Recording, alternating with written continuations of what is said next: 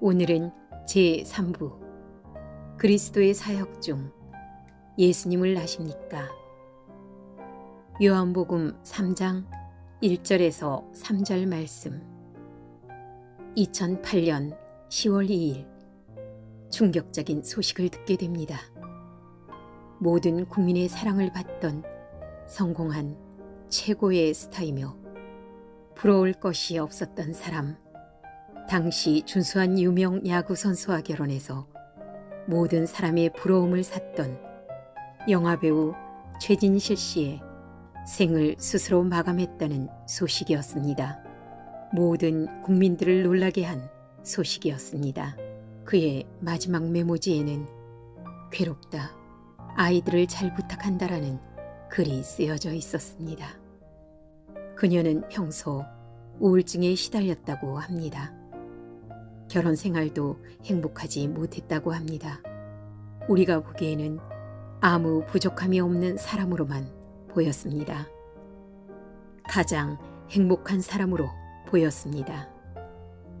그런데 아무리 세상에서 성공했다 할지라도, 아무리 명예가 드높다 할지라도, 아무리 물질이 많다 하더라도 그것만으로 행복할 수 없는 것이 사람이라는 존재입니다.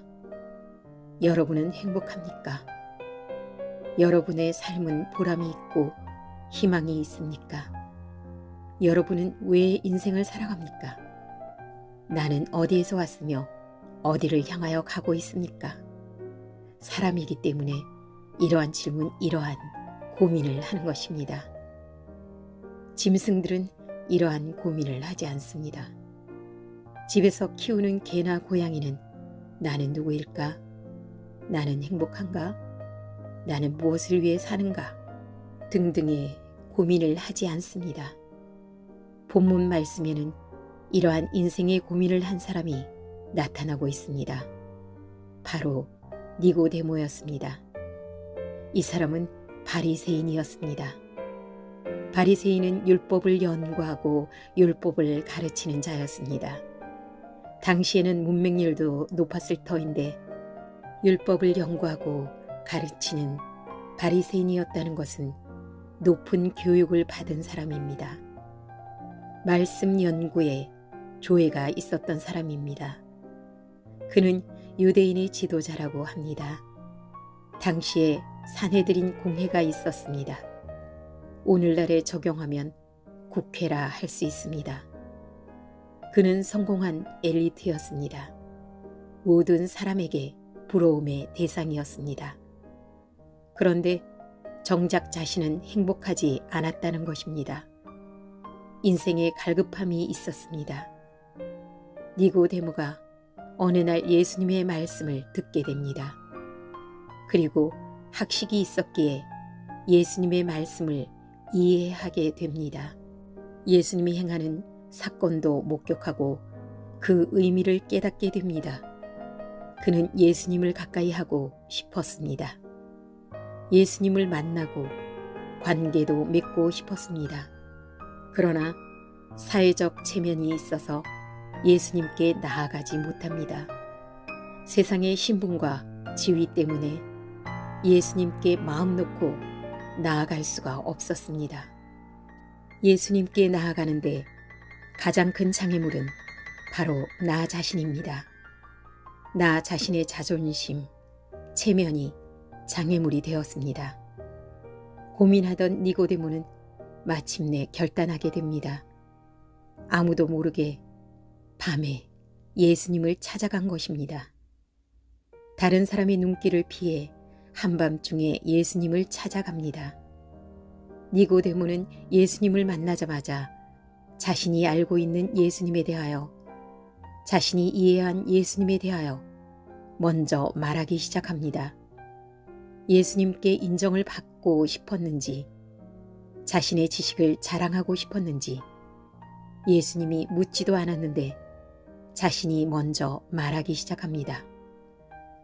라삐요 라고 부릅니다. 라삐는 선생님이라는 의미입니다. 이 호칭은 예수님에 대한 그의 이해를 반영한 것입니다. 우리가 당신은 하나님께로부터 오신 선생인 줄 아나이다. 하나님이 함께 하시지 아니하시면 당신이 행하시는 이 표적을 아무도 할 수 없음이니이다. 2절에 그는 예수님의 말씀을 들으면서 하나님께로부터 오신 선생님으로 구세주가 아니라 선생으로 인식했습니다.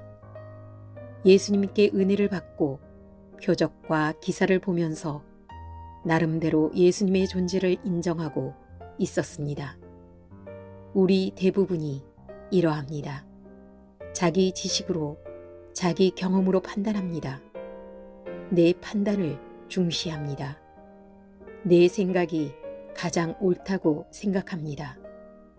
니고데모가 그러했습니다. 그래서 자기식으로 예수님에 대하여 말을 한 것입니다. 그러자 예수님께서 말씀하십니다. 진실로 진실로 내게 이르노니. 3절에 이러한 말씀은 여기에서 최초로 사용됩니다. 매우 진지하게 강조하는 것입니다. 그리고 예수님은 가장 중요한 말씀을 하십니다. 사람이 거듭나지 아니하면 하나님의 나라를 볼 수 없느니라. 3절에 여기서 거듭난다는 것은 헬라어로 아노텐이라고 합니다. 위로부터라는 뜻이 있습니다. 즉, 거듭난다는 것은 위로부터 태어난다는 뜻입니다. 위로부터 태어난다는 것이 무슨 뜻일까요? 5절에서 다시 설명합니다. 물과 성령으로 나지 아니하면 이라고 설명합니다. 즉, 거듭난다는 것은 위로부터 성령으로 다시 태어난다는 것을 말합니다. 여러분, 사람은 2번 태어나는 것입니다. 첫 번째는 육신의 부모로부터 태어남입니다. 저와 여러분이 이렇게 육신의 몸을 입고 태어나듯이 세상에 태어나는 것입니다. 여러분이 이 세상에 태어났을 때 여러분의 부모는 얼마나 기뻤을까요? 10개월 동안 몸에 품고 누가 태어날까 기대감을 가지고 배도 쓰다듬고 마침내 여러분이 이 세상에 태어난 것입니다. 얼마나 귀한 일입니까? 세상에 태어난다는 것 자체가 놀라운 축복입니다. 여러분은 귀한 존재입니다. 세상의 모든 사람은 이렇게 태어나는 것입니다. 그런데 예수님은 니고데모에게 거듭나지 않으면, 성령으로 다시 태어나지 아니하면 하나님 나라를 볼 수 없다고 말씀합니다. 즉, 예수님을 통한 내적인 변화, 존재의 변화, 새 사람이 되는, 다시 태어나는 체험이 있어야 하는 것입니다. 이것을 거듭난다고 한 것입니다. 이것은 사람만이 하는 것입니다. 사람만이 존재의 변화를 체험하는 것입니다. 여러분이 집에서 키우는 강아지를 교회에 데리고 나와서 함께 예배 드린다고 해서 그 강아지가 갑자기 예수님을 영접하고 은혜 받고 너무 기뻐서 멍멍 하는 일은 일어나지 않습니다. 오직 사람만이 다시 태어나는 것입니다. 사람만이 영적인 내가 살아가는 이유를 찾는 것입니다. 사람에게만 다시 태어나고 싶은 영적인 갈급함이 있는 것입니다. 여러분, 다시 태어나고 싶지 않으세요? 저는 가끔 어릴 적으로 돌아가고 싶을 때가 있습니다. 내가 다시 인생을 시작하면 얼마나 좋을까? 하지만 우리가 어린 시절로 돌아가서 인생을 다시 시작할 수는 없습니다. 그러나 다시 태어나 새롭게 살 수는 있는 것입니다. 어떻게 하면 내가 새로운 존재로 다시 시작할 수 있을까요? 어떻게 하면 다시 태어나는 체험을 할 수 있을까요? 마태복음 11장 28절에서 예수님께서 말씀하십니다. 수고하고 무거운 짐진 자들아, 다 내게로 오라. 내가 너희를 쉬게 하리라. 주님이 우리를 부르고 계신 것입니다. 세상에서 우리의 인생은 수고하고 무거운 짐진 자입니다. 얼마나 수고가 많습니까? 평생 인생의 무거운 짐을 지고 수고하는 것이 우리의 모습입니다. 태어나는 것은 축복이지만 태어나는 순간부터 생존 경쟁이 시작됩니다. 세상 사는 것이 얼마나 힘이 듭니까? 경쟁에서 이겨야 생존할 수 있습니다. 그래서 우리는 시기하고 모함하고 공격하는 것이 몸에 배었습니다. 세상에서는 만족이 없습니다. 세상에서는 쉴 틈이 없습니다. 이렇게 살아가는 우리의 인생은 수고하고 무거운 짐진 자입니다. 예수님께서 말씀하십니다. 다 내게로 오라고 초청하십니다. 예수님은 우리를 부르십니다. 예수님의 부르심에는 조건이 없습니다. 모든 사람을 부르십니다.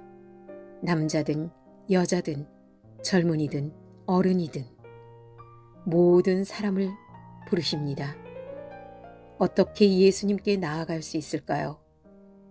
첫째, 자신의 연약함을 인정해야 합니다. 나는 이대로 살 수 없다는 것을 인정해야 합니다.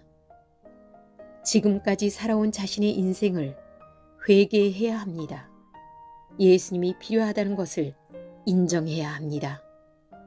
예수님 없이 살아온 것을 회개해야 합니다. 둘째, 마음의 문을 열어야 합니다. 마음속에 받아들여야 합니다. 인정하고 영접해야 합니다. 이 순간 성령님께서 여러분을 도와주시는 것입니다. 볼지어다 내가 문 밖에 서서 두드리노니 누구든지 내 음성을 듣고 문을 열면 내가 그에게로 들어가 그와 더불어 먹고 그는 나와 더불어 먹으리라. 요한계시록 3장 20절. 예수님께서 여러분의 마음의 문을 두드리고 계십니다. 여러분이 하는 일은 마음 문을 열고 예수님을 받아들이고 영접하는 것입니다. 영접하는 자, 곧 그 이름을 믿는 자들에게는 하나님의 자녀가 되는 권세를 주셨으니. 요한복음 1장 12절. 예수님을 마음에 영접하면 됩니다. 이것을 예수님을 믿는다고 하는 것입니다. 여러분 마음에 수용하면 되는 것입니다. 그러면 하나님의 자녀가 되는 놀라운 축복이 있습니다. 이렇게 예수님께 나아가고 예수님을 향하여 마음 문을 열고 예수님을 영접하면 어떻게 될까요? 내가 너희를 쉬게 하리라. 참된 평화가 주어지는 것입니다. 참된 기쁨이 주어지는 것입니다. 세상에 줄 수 없는 은혜를 누리는 것입니다. 예수님께서 말씀하셨습니다. 내가 곧 길이요 진리요 생명이니 나로 말미암지 않고는 아버지께로 올 자가 없느니라. 요한복음 14장 6절. 모든 사람은 인생의 길을 찾고 있습니다. 길을 잘못 선택하면 어떻게 될까요? 죽을 고생만 하고 목적지에 이르지 못합니다. 예수님이 내가 찾던 그 길입니다. 모든 사람은 인생의 진리를 찾고 있습니다. 예수님만이 여러분이 찾고 있는 참 진리가 되십니다. 모든 사람은 영원한 생명을 찾고 있습니다. 예수님만이 모든 인간이 목말라 하는 영원한 생명이 되십니다. 이 이야기는 늘 듣는 이야기인데도 웃기고 또 의미가 있습니다. 나폴레옹이 이탈리아를 점령하기 위하여 군대를 이끌고 알프스 산에 올라갔습니다. 눈 덮인 알프스 산을 죽을 고생을 해서 올라간 후에 한마디 했다고 합니다. 그 말을 듣고 모든 군인들이 졸도했다는 것입니다.